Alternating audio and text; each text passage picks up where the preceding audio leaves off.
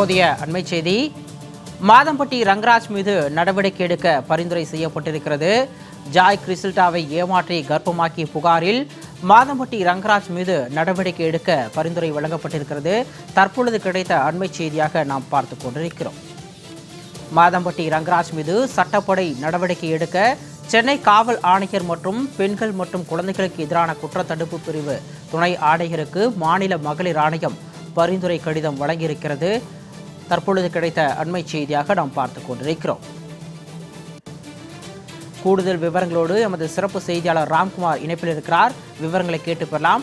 வணக்கம் ராம்குமார். பிரபல சமையல் கலைஞரும் நடிகருமான மாதம்பட்டி ரங்கராஜ் மீது நடவடிக்கை எடுக்க பரிந்துரை வழங்கப்பட்டிருக்கிறது. கூடுதல் விவரம்.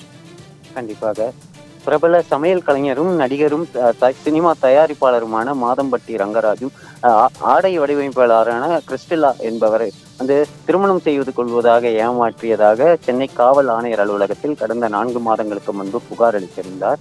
அந்த புகாரின் மீது நடவடிக்கை எடுக்கவில்லை என கூறி மாநில மகளிர் ஆணையத்தில் ஜாய் கிறிஸ்டலா புகார் அளித்திருந்தார். அந்த புகார் மீது 2 முறை மாதம்பட்டி ரங்கராஜும் அதே போல ஜாய் கிறிஸ்டலாவும் சம்மன் அனுப்பப்பட்டு 2 முறை ஆஜரானார்கள். இந்த நிலையில் ஜாய் கிறிஸ்டலாவிற்கு தற்போது குழந்தை பிறந்துள்ளது. இந்த நிலையில இந்த மாதம்பட்டி ரங்கராஜ் மீது புகார் கொடுத்த கிறிஸ்டலா புகாரின் மீது நடவடிக்கை எடுக்க மாநில மகளிர் ஆணையம் சென்னை காவல் ஆணையர் அலுவலகத்திற்கும் பெண்கள் மற்றும் குழந்தைகளுக்கு எதிரான துணை ஆணையருக்கும் பரிந்துரை கடிதம் அளித்திருக்கிறது. குறிப்பாக கடந்த 2 ஆண்டு மேலாக தன்னுடன் வாழ்ந்து வந்ததாகவும் இதன் மூலம் தான் கர்ப்பமடைந்ததாகவும், ஆனால் கடந்த 2 மாதங்களாக, அதாவது புகார் கொடுப்பதற்கு 2 மாதங்களுக்கு முன்பு தன்னை முழுவதுமாக விலக்கி வைத்துவிட்டு தனியாக சென்று விட்டதாகவும் புகார் அளித்திருக்கிறார்.